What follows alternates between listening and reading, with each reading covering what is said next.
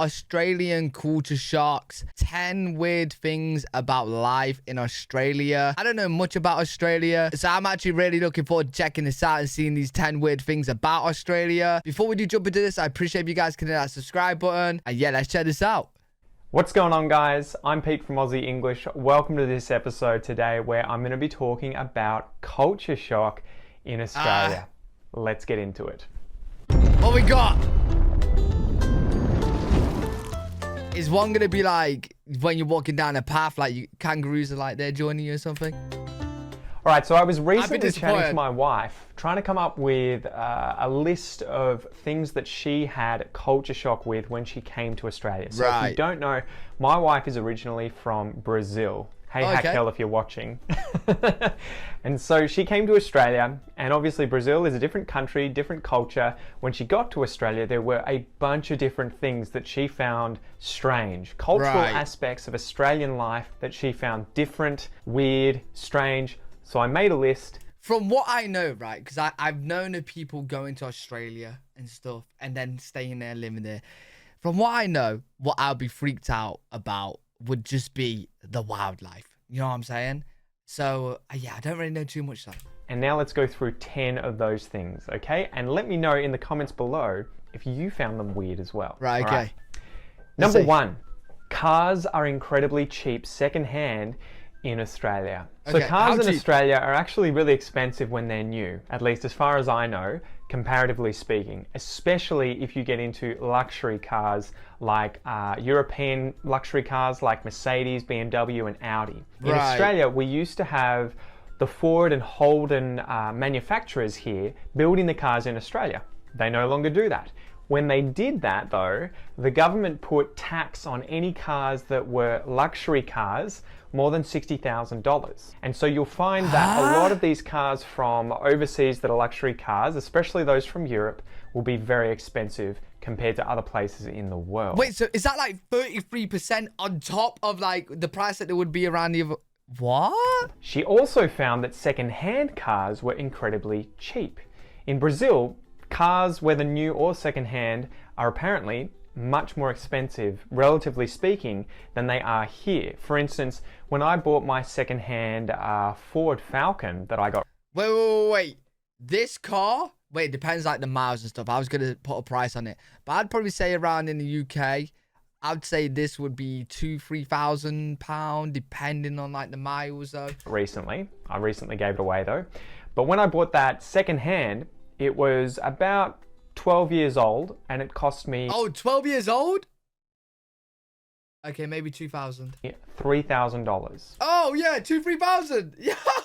Yeah, maybe Brit is a little bit like Australia then. When I bought my first Holden wagon, again, it was about 18 years old, and it cost me $2,500. So it wasn't very much at all. Okay. So there you go. In Australia, cars, if they're secondhand, can be incredibly cheap. Wait. He's saying Australian dollars. Wait, no. I'm pretty sure Australian dollars to pounds, Great British pounds, is like near double. Yo. So his $3,000 is 1.5k for me. Oh, okay. And then 2,000 is 1k. Okay, yeah, that's cheap. Bro, I totally forgot about the currencies. Number two, cuts of meat. This is one that totally caught me by surprise. I had never thought about this, but the cuts of meat in Australia are very different from how they are in Brazil. One example was when I was looking up how to do Brazilian barbecues in Australia. I wanted to buy some meat and I wanted to try and do them authentically Brazil style, churrasco. I tried to get the cut of meat for picanha. Picanha is a style of Brazilian barbecue where they buy the rump part of the beef, like from the bull, right? Okay. And they put salt on it. There's fat on the beef, and they do it on a barbecue. I tried to go and get this, and I couldn't find it anywhere. I couldn't find the picanha cut of meat at... Yo, I've never heard of the picanha... I've never heard of the piccalala meat. I've never heard of it, bro. I wouldn't know where you would need to find it, mate. I have no clue. Any different butchers that I went to. Right. So I had to specifically ask them to get the entire part of the cow that they normally chop up into different cuts and remove that part for me to then use. Because actually for them, they would chop it up and use it as porterhouse steaks, which were cut through that slice of meat, usually like this. So he basically went to the butchers and got like a custom made section. So Australia don't do the picala, whatever the word is, bro. I'm just gonna call it the P. As opposed to taking out the whole section, the rump section, right, okay, and using that instead. So I had no idea that the cuts of meat in Australia are very different from those in Brazil. And if you want to get the certain cuts of meat that you want to use from other cultures, other countries, you might have to go and specifically ask a butcher to cut them for you. Right. It would be interesting. I've never heard of it in the UK. But it'd be interesting to see, like, if America does the pical meat or if they do, like, the Australian meat. Because, I watch a lot of American videos as well. And they know their meats. I ain't gonna lie. They know their meats. Number 3, toilet paper. Toilet paper. So I was aware that toilet paper isn't a universal thing when I went to Southeast Asia for the first time. Huh? I went to Indonesia, where some of the motels and hotels would have toilet paper because I guess they were used to find. What do you mean some? What do you mean some, bro? What do you mean some might have toilet paper? Yeah, if I go to a place that don't have toilet paper, I'm walking out of the place. Foreigners from the West coming to Indonesia. But a lot of the time they had a hole in the ground and a bucket of water that you would use to wash yourself. Makes sense, but in Australia we use toilet paper. What do you mean? What do you mean make sense? What do you mean make sense? What do you mean? What, like, they just don't have toilet paper there? They can't get it? Like, I know what, like, I've used a bidet before, and bidets are beautiful. So this is like, kind of like a bidet. But even using a bidet, I like to wipe a little bit. I feel like the water's not going to get it all out, you know what I'm saying? To wash yourself. Makes sense, but in Australia we use toilet paper. Right, yeah, One thing that was shocking to Kel was the fact that in Australia you can flush toilet paper down the toilet, because in Brazil the sewer system isn't set up to be able to handle flushing of toilet paper, so instead of flushing it you have to put it in a bin. Oh, no way, you're not putting shit in the bin. Oh, no. We're not putting poo in the bin. Are we really? Wow. Next to the toilet and empty that every day. So wow, bro, I never knew that. It said in Brazil you actually can't flush down the toilet paper because of the sewers. You genuinely can't. So if I went on holiday in Brazil, I wouldn't be allowed to put the toilet paper down the toilet.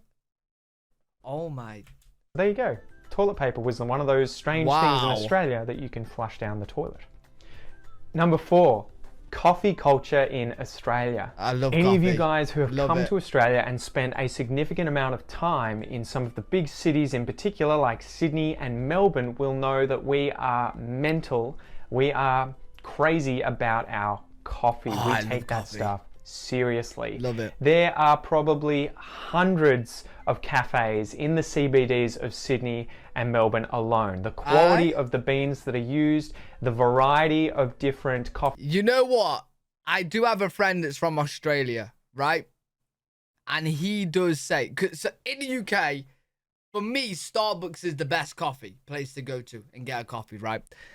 And in Australia, he was like, I think he said, Starbucks is like even going out of business or whatever. Like, it's not going out of business, but like it's just not even comparison to like the competition that's around for the coffee shops. And I'm like, what?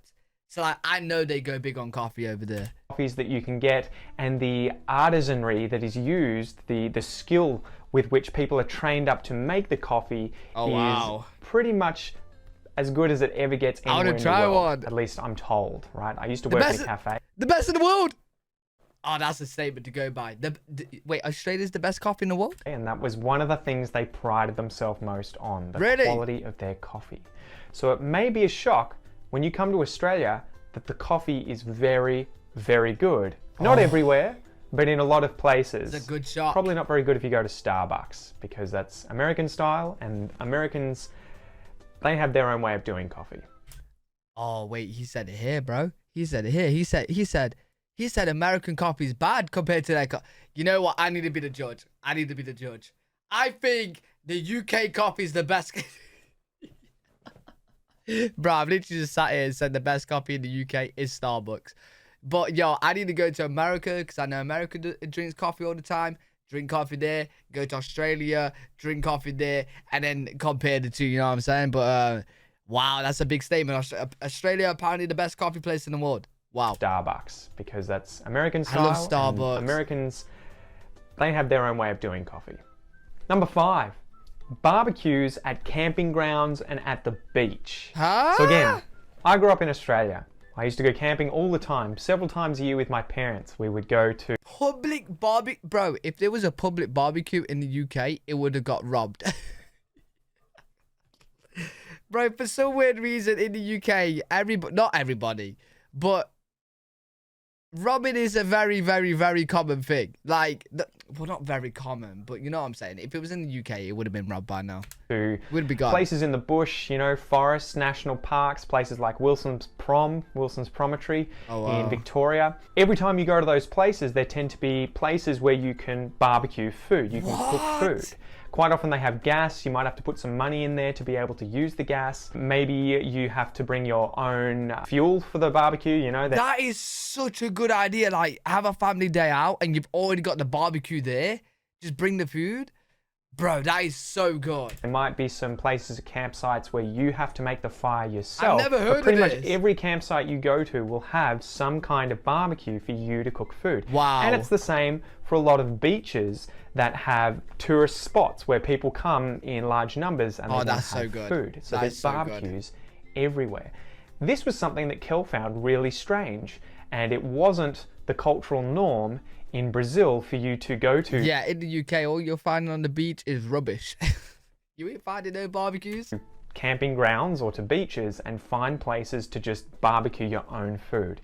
To be fair, on the UK beach, you could light the rubbish up, create a little bonfire, and then put the food on top of it. So technically, we do have barbecues. If you wanted to do that, you'd have to bring your own.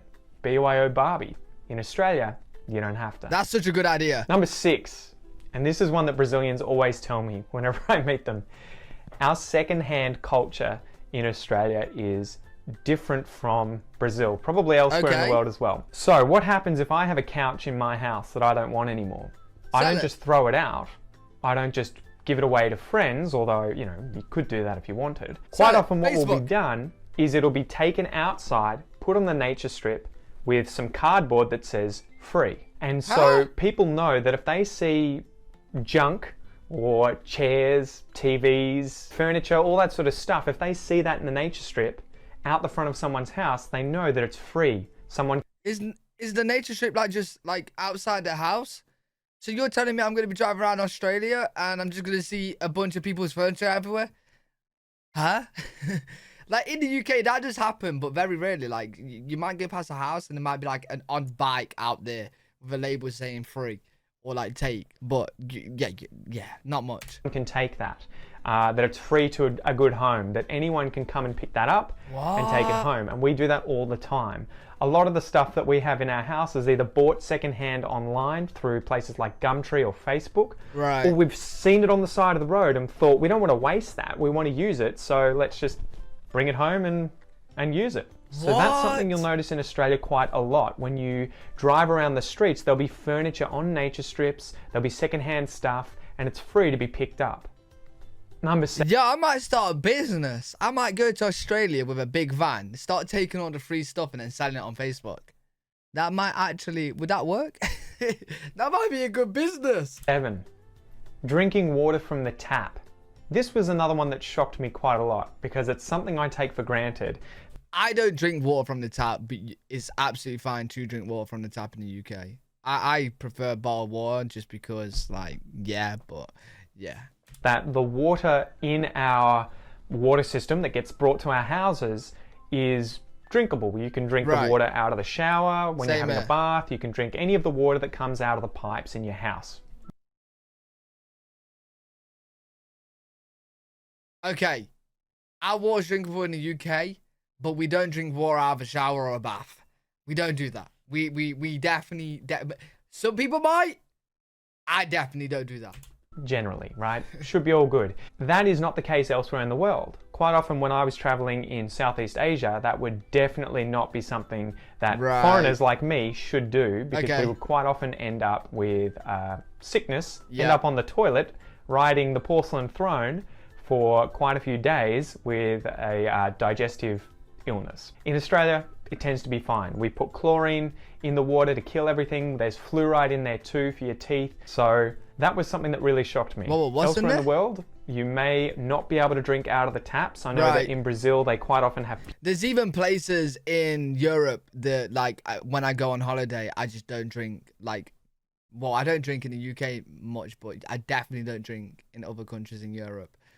Like the water and stuff. Like you just never know. Purifiers for their water, be able to drink out of the taps. I know that in Brazil they quite often have purifiers for their water right next to their sinks in their kitchens. In Australia, you won't see those things. There may be purifiers on the taps themselves, or people may have some kind of equipment in the fridge, you know, a jug that purifies the water. But generally, anywhere in Australia that has flowing water that comes out of taps, it's fine to drink, unless it says otherwise.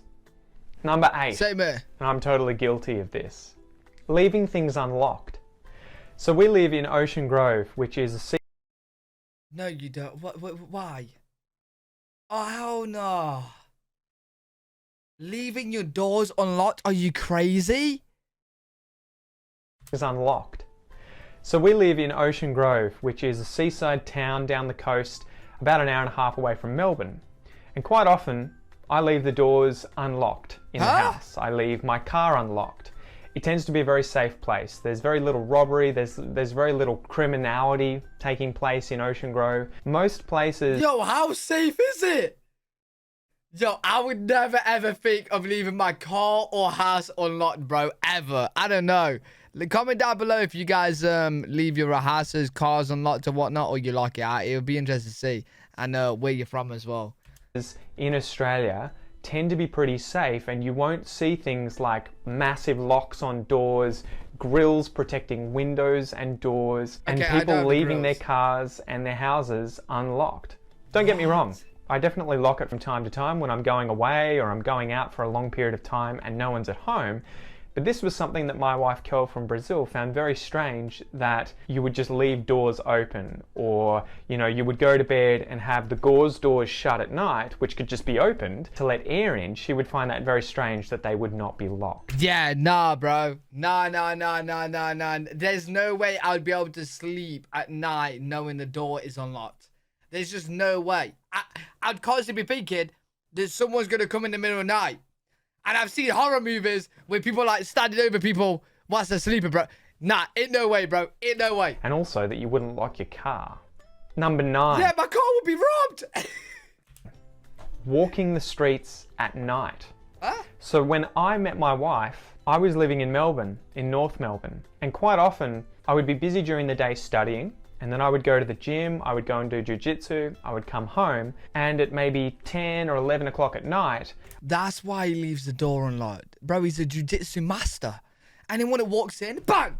You know, take him out. I would go for a run, or I'd go for a walk, listen to a podcast, and just walk around the streets. I would walk through some of the parks, like Royal Park or Prince's Park. Right. And I'd be like, you know, it's not a problem. Yeah, in the UK, most places, nighttime, you can walk at night. I understand his wife is from Brazil, and Brazil, yeah, I don't know too much about Brazil, but I definitely wouldn't be walking at night in Brazil. 100%, I definitely wouldn't, no. That was a massive no-no for Kel. That was something that she would never, ever do, because in Brazil, it's relatively unsafe to walk around by yourself at night, especially in places like parks where there's no light. So that was something that kind of shocked me as well. I was like, well, you know, it's Australia.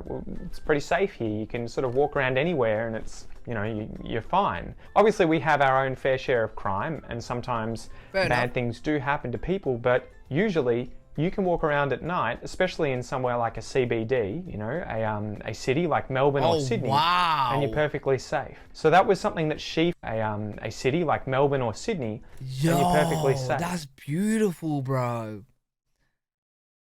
That's stunning. So that was something that she found very strange. That was a big culture shock for her when she found out that I would sometimes... I'm sorry. I've got to see this again. Is this what London would look like if it had blue water instead of brown? It probably would be close, right? City like Melbourne or Sydney, wow, and you're perfectly safe. So that was something that she found very strange. That was a big culture shock for her when she found out that I would sometimes go for a walk around midnight throughout Melbourne, throughout the parks, with music in my ears or listening to a podcast, you know, for an hour or so, and it was no big deal. But yeah, there you go. Number 10, guys, the very last one for this episode in Australia is that there is very little rubbish or littering in Australia compared to a lot of other countries. Culture. Yeah, in the UK, there's a bit of littering. There's definitely a bit of littering. I wouldn't say a crazy amount. I would definitely say it's got better, right? But yeah, there's a bit of littering. Actually, this is a big no-no. So I cringe every time I see someone smoking who throws their cigarette butt on the ground. Oh, there would be loads of them. Okay. If he's cringing at that, there's a lot of littering in the UK. If that's what you call littering, bro, that's normal. See those cigarettes? Bro, you see them everywhere. You literally see them everywhere. Because usually there's a bin within walking distance that they could just put the cigarette out and throw it in the bin. The same with throwing newspapers or, you know, any kind of rubbish, bottles, whatever it is, on the ground. That tends to be a very big social no-no. You don't do that. You put it in the trash. We have bins all over the country, in parks, on streets, where you can throw your rubbish out. So in Australia, littering, it occurs. People definitely litter, but it is a social no-no. Yeah, to be fair, it should be a social no everywhere, because like it's just horrible. You know what I'm saying? Like, bro, in most places there's a bin close by. Just hold it for a little. That's what I do. I just hold it for a little bit until I pass one and then boom, just throw it away. You will quite often be yelled at, or people will say something if you do that in front of people. Okay, so that's it for this episode. You be yelled at? Yo, what? Or people will say something if you do that. Imagine you throw like a cigarette on the floor and then just like 10 Australians come rushing to you, start screaming. In front of people, okay? So that's it for this episode, guys. I hope you enjoyed it. Make sure to let me know down in the comments below. I enjoyed that. Very good. Let me know what you guys think in the comment section to those culture shots right there. Let me know if there's any other cool, interesting, weird things you can think of that happens around in Australia that doesn't elsewhere. Yeah, great video. Enjoyed that. Hope you guys enjoyed as well. If you did, make sure you leave a thumbs up. Subscribe for more content. I'm live every single day on twitch.tv/L3WG. You guys want to check me out over there? I'll see you on the next one. Peace.